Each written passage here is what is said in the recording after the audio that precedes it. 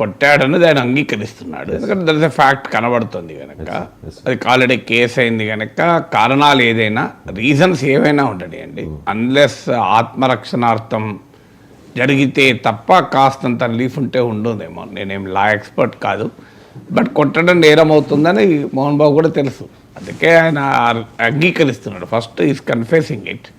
Second aspect ఏంటంటే నా ఇంట్లోకి వచ్చారు, మరి అది మనకు తెలియదు. ఒకవేళ నిజంగానే అనుమతి లేకుండా వచ్చారా, గేట్ లోపలే జరిగింది, గేట్ లోపల జరిగిందంటే మరి ఇంట్లోకి ఎట్లా వచ్చారు? ఇంట్లోకి ఎత్తే రాకూడదు. ఇల్లీగల్ ట్రెస్పాసింగ్ యాక్ట్ అని చట్టం కూడా ఉంటుంది. అంటే నీ అనుమతి లేకుండా నువ్వు ఎంత సెలబ్రిటీ అయినా, న్యూస్ అయినా, ఏదైనా ఇల్లు కదా.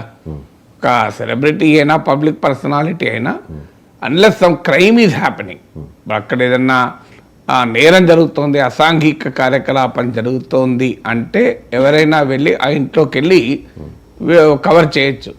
Media has a right to expose it. ఎందుకంటే అది క్రైమ్ కనుక, అది చట్టవిరుద్ధం కనుక, అది అసాంఘికం కనుక.